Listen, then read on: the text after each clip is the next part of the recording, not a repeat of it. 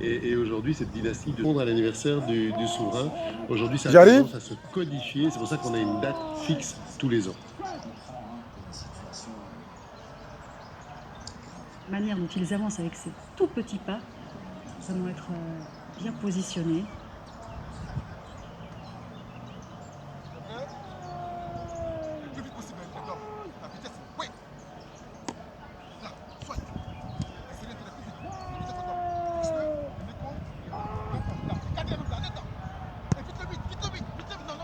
Arme à l'épaule à présent.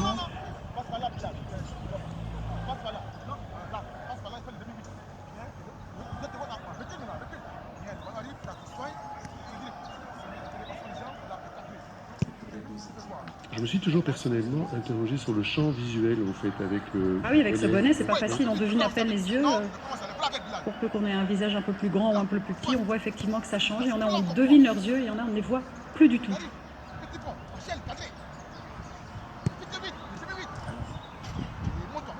Ici, nous voyons, ce sont les Scott Guards, justement, puisqu'ils sont reconnaissables avec les boutons par 3. Et eux n'ont pas de plumet. Et effectivement, c'est le cas. Avec cet échange de couleurs. Vous voyez d'ailleurs parmi les références des batailles Ypres 1914, petit rappel historique, mais qui est très important, c'est une grande fierté anglaise. L'Angleterre n'a jamais été conquise. Alors le dernier qui a réussi l'affaire, entre guillemets, c'est Guillaume le Conquérant en 1066. Ça remonte. Ça va faire donc bientôt 1000 ans que l'Angleterre n'a jamais été conquise. Et c'est une grande fierté nationale. Donc on dépasse vraiment là quelque chose de symbolique. Vous savez, l'armée, c'est le rempart en fait de l'intégrité nationale. Certains diront aussi qu'en période de Brexit, ça joue aussi un rôle important. Mais l'Angleterre est une île, je ne vous apprends rien. Et fondamentalement, l'armée a toujours été le support de cette indépendance. Il y a un très grand respect pour l'armée au sein de la population britannique. On a vu l'échange de couleurs ouais. Qui a été procédé et le retour de l'hymne national pour marquer cela.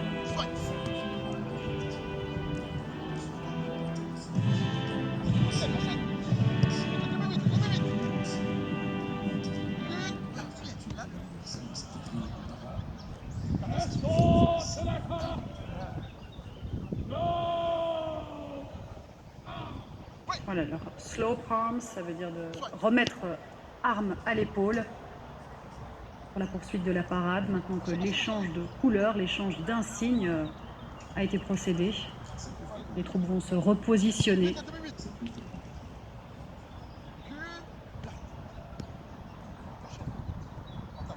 Les troupes vont poursuivre leur défilé devant l'arène.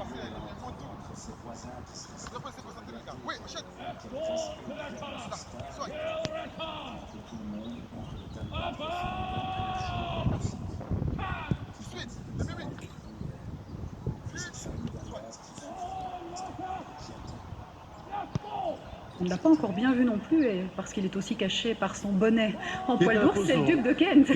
On n'a pas l'habitude de le voir comme ça. Oui, c'était assez inattendu. Mais forcément, vu qu'il est colonel des gardes écossais, il a revêtu la tenue officielle.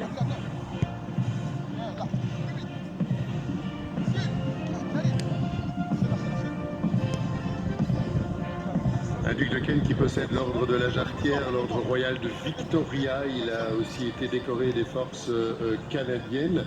Alors, je vous le dis, hein, il est le conjoint de Catherine Worsley, dont il vit séparé aujourd'hui, mais il conserve de bonnes relations et il joue un peu le rôle comme ça de repère moral en fait dans cette famille. Alors, et on le voit rarement sourire.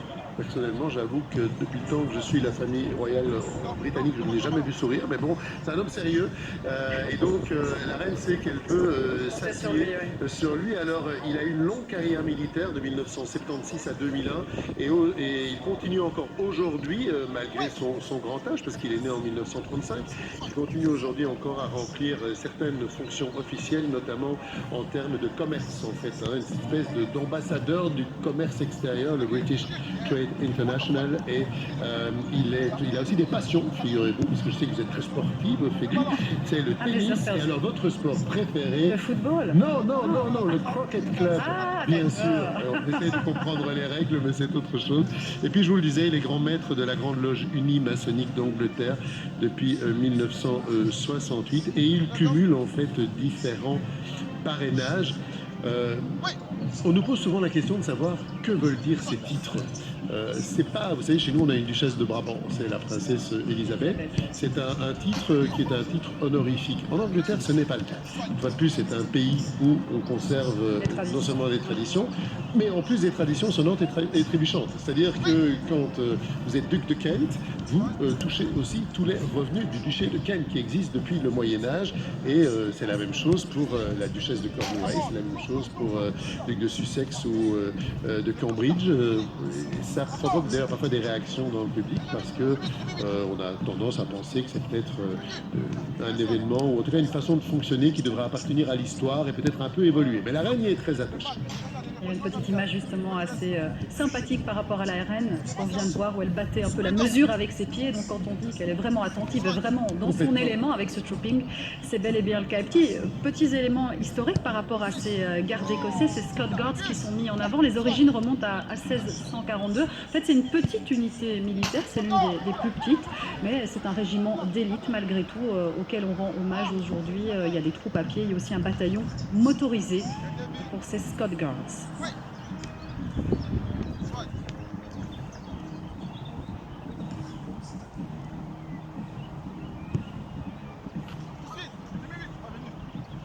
Et là, on est vraiment dans une figure de style assez particulière qui consiste en fait à passer dans les rangs. Oui. Donc, il y a des troupes qui sont de face, d'autres qui sont de profil. Voilà.